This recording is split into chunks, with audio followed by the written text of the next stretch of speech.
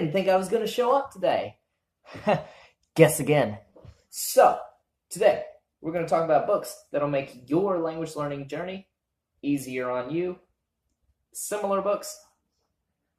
Cue the intro.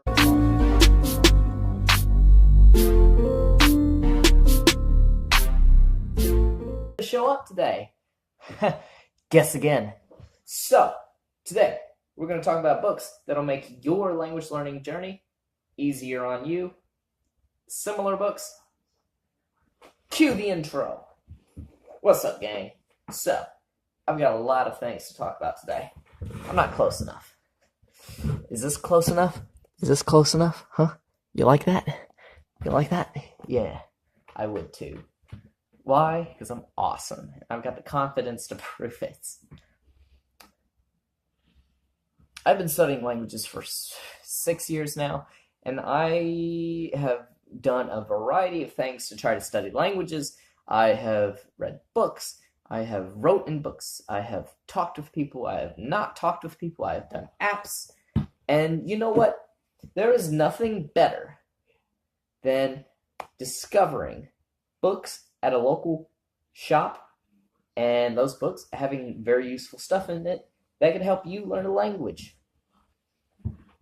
What do you need to learn a language if you want to study with books? One thing I would highly recommend is a personal dictionary. This one is Spanish to English.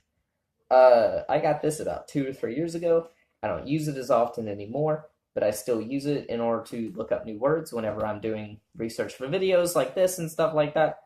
Because I love making videos about words. Words are my favorite.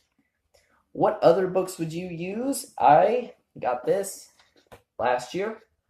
Benny Lewis's Hacking French Conversation book thing. Anyway, Benny Lewis, he's wonderful. I threw the book. Oh yeah, I'm badass. Benny Lewis, he has wrote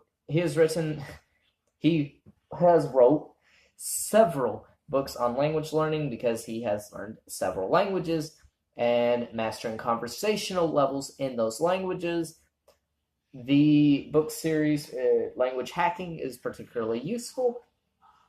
It allowed me to learn step by step how to have a conversation in French at a very early level, and I was thus able to learn more at those levels. I was able to converse at an earlier level than I would have if I had not read the book and wrote in it, because it's like a little workbook, and I believe it was like maybe $20 on it. Amazon, maybe 15, something like that. You can go to Barnes and Noble. You can go any Nook, any place that has books. You'd be able to find a resource like this. And I've always believed that it's better to learn in context for language learning, because if you learn something in context, you are more likely to remember it. However, in combination with writing, you are far more likely to remember it, because you remember stuff more if you write that stuff down. But I don't just use a dictionary and a French hacking guide. Wink, wink to all the hackers out there. I'll also pick up grammar books whenever I can find them cheaply. This one is one of my favorites. It's Deutsch 2000, a grammar of contemporary German. I don't practice a lot of German, but when I'm doing research on videos and stuff like that, and when I'm writing articles, and I want some sort of reference to what German language does, because I love comparing languages, I'm going to go to a book like this. I'm going to study it. I'm going to pick up a few more grammar cue points, and whenever I finally get back into learning German, this is the kind of resource that will be able to help me, because grammar in German can be very complex if you don't take the time to try to learn it. And this provides some sort of context behind the complexity of the language situation.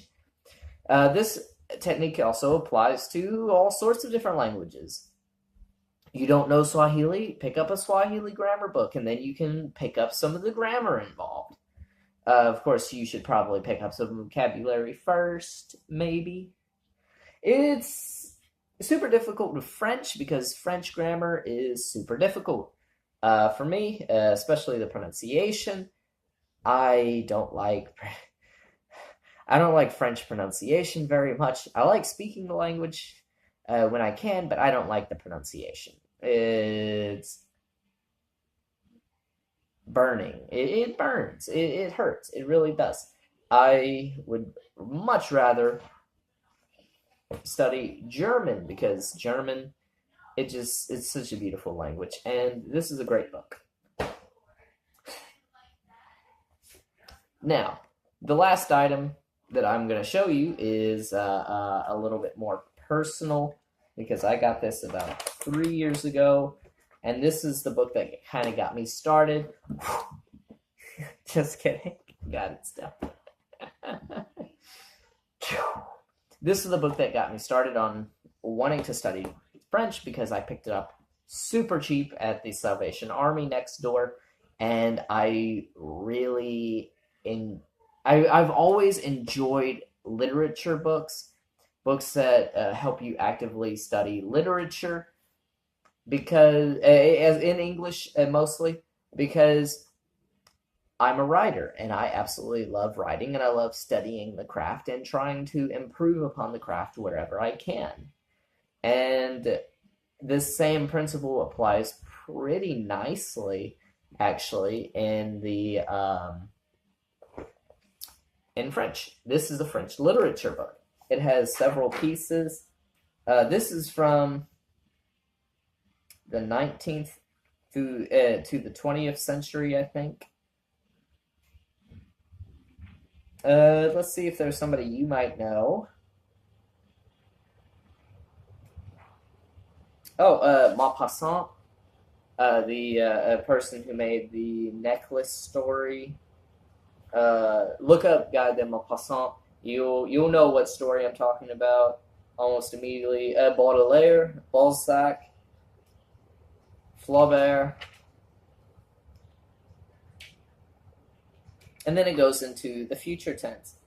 And the very first page has this very famous iconic painting on it in the the page after the table of contents, and it's got boobies. That's right, I'm that immature. But more importantly, it was a Coldplay. It was a Coldplay album. It was something to do with the French Revolution. They made an album. It had a lot of very famous pieces. Viva la Vida. Viva la Vida. Or was it? Viva la Vida Loca. I used to rule the world. Seas would rise when I gave the word. Now in the morning I sleep alone. And sweep the streets I used to own.